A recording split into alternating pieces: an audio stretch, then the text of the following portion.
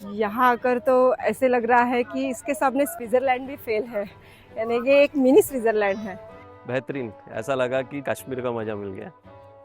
लद्दाख, लेह लद्दाख।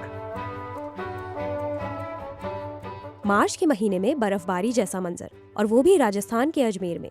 ये कोई मजाक नहीं और ना ही एआई से बनाया गया वीडियो है। दर हकीकत अजमेर के किशनगढ़ में मार्बल की पॉलिशिंग और कटिंग के दौरान निकलने वाली स्लरी है। इसी मार्बल स्लरी से यहाँ एक स्नो यार्ड तैयार किया गया है, जिसे देखने के लिए दूर दूर से लोग आते हैं। यहाँ आकर तो ऐसे लग रहा है कि इसके सामने स्विट्जरलैंड भी फेल है, यानी कि एक मिनी स्विट्जरलैंड है। यहाँ पे जो फैक्ट्रीज है, मार्बल जहाँ बनता है, उनका ये डंपिंग यार्ड है। तो ये डंपिंग यार्ड में इतना अच्छा पिकनिक स्पॉट बन गया है कि ये स्विट्जरलैंड जाने से अच्छा यहाँ आना सही रहेगा। One of my friend have suggested कि यहाँ पे किशनगढ़ में एक डंपिंग यार्ड है जो कि मार्बल का बना हुआ है, लेकिन this is just similar to a mini Switzerland you can say. तो यहाँ पे आप देख सकते हैं वाइट पूरा मार्बल की कटिंग्स है, बीच में वाटर है, तो एकदम फील आता है as if we are standing in a snow. अच्छा लगा। और वेदर बहुत इंपॉर्टेंट रखता है यहाँ पर, क्योंकि दिल्ली से हम सुबह चले थे तो मैं तो winter cloth pre winter cloth पहनी हूँ। तो अगर वेदर अच्छा हो और बारिश वगैरह में आए तो और अच्छा लगेगा यहाँ पर। ये अस्थमेटिक पेशेंट के लिए बहुत डिफिकल्ट रहता होगा, मतलब यहाँ आना। मुझे नहीं लगता कि लोग आते होंगे तो प्रिकॉशन लेके आते होंगे। एटलीस्ट इन लोगों को ना थोड़ा डूज एंड डोंट्स लगाने चाहिए, वियर मास्क और अपना प्रिकॉशन लें अपने हिसाब से लोग। बाकी लोग एंजॉय कर रहे हैं यहाँ पर, वो चीज़ मुझे बहुत अच्छी लगी। बेहतरीन, ऐसा लगा कश्मीर का मजा मिल गया। लद्दाख, लेह लद्दाख। मैं इसको सिर्फ लेह से, लद्दाख से इसकी कंपेयर करूंगा कि एक डंपिंग यार्ड में भी इतना प्यारा मजा। इसकी तामीर किशनगढ़ मार्बल एसोसिएशन ने करवाई है, जहां मार्बल की पॉलिशिंग और कटिंग से निकलने वाली स्लरी को डिस्पोज किया जाता है।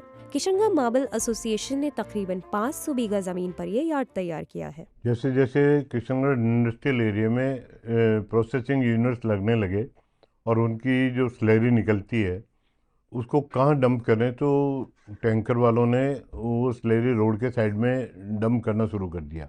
इससे पोल्यूशन का डर बढ़ गया।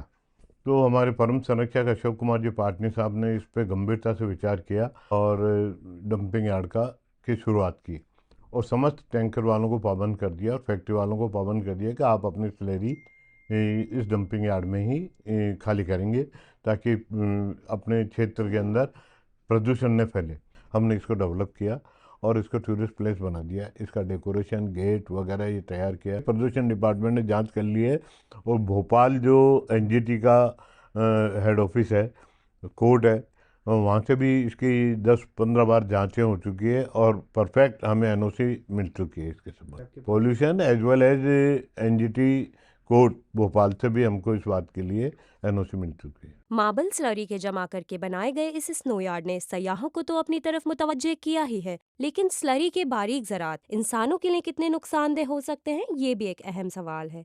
इस बारे में पल्मोनोलॉजिस्ट डॉक्टर विनोद शर्मा क्या कहते हैं, सुनिए। वो मार्बल डस्ट है एक तरीके से, जो वो डंपिंग यार्ड बनाया गया है उसमें जो डस्ट जो एक्सपोजर की वजह से जो डिजीज होती है लंग्स में ड्यू टू डस्ट एक्सपोजर, वो डिपेंड करता है कि उसमें कितना अमाउंट ऑफ सिलिका है, freshly fractured silica particle, which is very dangerous for the lung. ये लंग्स में जाकर रिएक्टिव ऑक्सीजन स्पीसीज प्रोड्यूस करता है और लंग्स की जो सेल्स है उनको ये नुकसान पहुंचाता है, पर्टिकुलरली मैक्रोफेजेस को। अगर वहाँ पे विजिट कर रहे हैं तो सबसे पहले तो ट्रिपल लेयर मास्क लगा के रखें, पॉसिबली हो N95 मास्क लगाएं या फिर रेस्पिरेटर का यूज़ करें। अगर आपके पास अवेलेबल है तो रेस्पिरेटर सबसे ज़्यादा सुरक्षा प्रदान करता है डस्ट और अदर माइक्रोब्स भी इन्वायरमेंट में जो मौजूद है, तो वो उस टाइम पे आप लगा सकते हैं उनको।